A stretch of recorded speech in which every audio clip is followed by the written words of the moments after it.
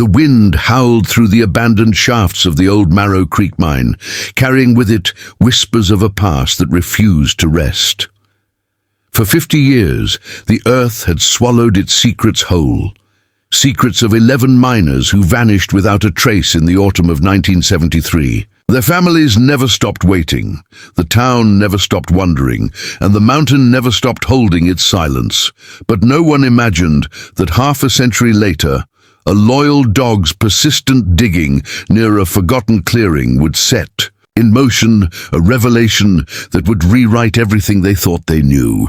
Before we go deeper into this extraordinary story, please take a moment to like, comment, share, and subscribe to Pawsitive Tales if you believe in kindness, second chances, and the unbreakable bond between humans and animals. Your support helps us share more stories like this one. It all began with a man named Ethan Cole, a retired geologist who returned to his hometown of Marrow Creek after decades away. The mine had shaped the town and taken everything from it.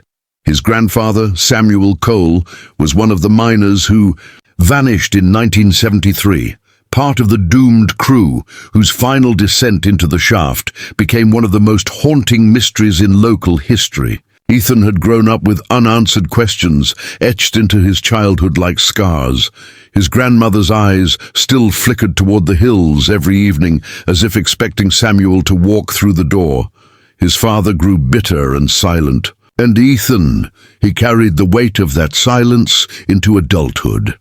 Now, in his late 40s, Ethan had returned not just to retire, but to confront the ghosts that haunted his family. He bought a small log cabin on the edge of the forest near the abandoned mine, hoping that being close to the ground where it all happened might offer some kind of closure. His only companion was Ranger, a German shepherd he had adopted from a rescue shelter. Ranger had been labeled too anxious by previous owners, a dog with a restless spirit and an almost obsessive instinct to dig and investigate. Ethan saw something of himself in the dog, restless, searching, and misunderstood. At first, the days passed quietly. Ethan hiked the old trails, combed through faded newspaper clippings, and spoke to the few surviving relatives of the lost miners. Everyone had a theory: a methane explosion, a cave-in, a deliberate cover-up, but no proof. The company that owned the mine had long since dissolved, and the official reports were riddled with inconsistencies. Still, the mountain remained mute. Until one cold November morning, when Ranger began digging furiously near a section of ground Ethan had never paid attention to. It wasn't near the mine entrance. It was about 100 yards away, where the earth dipped slightly, and a few stones jutted out in a strange semicircle. Ranger barked and clawed at the dirt relentlessly, ignoring Ethan's calls.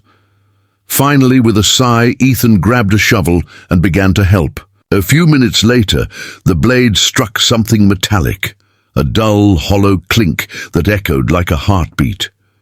Clearing away the soil, Ethan unearthed a weathered military-style ammo box, its green paint chipped and rusted. He hesitated, a strange dread rising in his chest. Back inside the cabin, Ethan pried it open.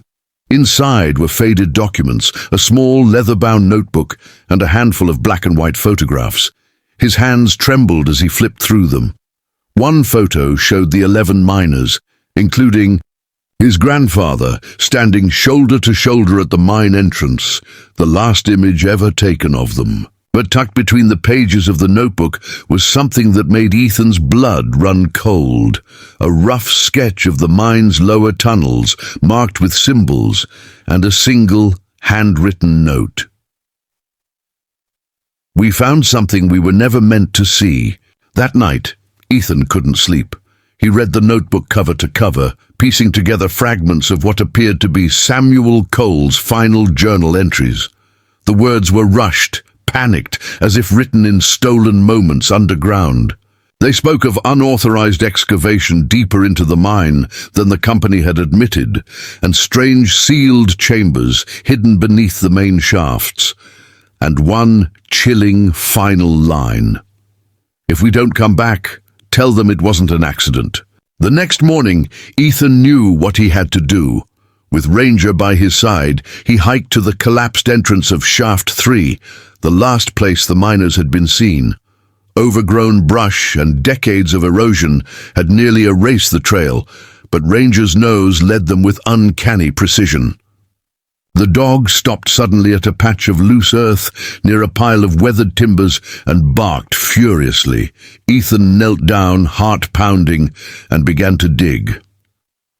Hours passed, but eventually they uncovered a narrow, forgotten ventilation shaft, sealed with rusted metal plating. Ethan returned with proper tools the next day. It took him nearly a week to clear enough debris to squeeze through. Inside, the air was stale and cold, but the tunnels were surprisingly intact. Ranger padded carefully beside him, ears perked and alert. Deeper and deeper they went, Ethan's flashlight casting trembling beams on the ancient walls. Then they saw it, a massive, hand-carved stone door hidden behind a partial cave-in. Its surface bore strange markings, nothing like the rest of the mine's structure. It was older, far older. As they cleared the rubble, the door shifted and groaned, revealing a small chamber beyond. Ethan's breath caught. Inside lay rusted tools, fragments of lanterns, and the skeletal remains of at least 6 men. Clutched, in the brittle hand of one, was another notebook. Its final entry dated October 17, 1973. It told the rest of the story. The miners had discovered a sealed cavern, clearly man-made, but predating the mine by centuries. They believed it might have been part of an ancient underground passage or even a burial site. But the mining company, fearing legal complications and financial ruin, ordered them to seal it and stay silent. The miners refused. They wanted the truth known. That night, an accident occurred. Explosives detonated deep underground, not from gas, but from deliberate charges. The explosion trapped them inside the chamber they had discovered, sealing their fate and the company's secret. Ethan wept quietly in the darkness. All these years, his grandfather and his crew hadn't simply vanished. They had been silenced. The earth had held their story prisoner, but now, thanks to a restless dog and a grandson who refused to stop searching, the truth was free. News of the discovery spread quickly. Forensic teams and historians swarmed the site. Families who had lived half a century in uncertainty finally had answers, and remains to lay to rest. Ethan became something of a local hero, though he never sought recognition. The only moment he allowed himself to feel pride was when he stood at the memorial service, Ranger by his side, and saw the tears of gratitude in the eyes of the miners' grandchildren. The truth had come too late for justice, but not too late for peace. In the weeks that followed, Ethan often sat by the fireplace, the old ammo box beside him.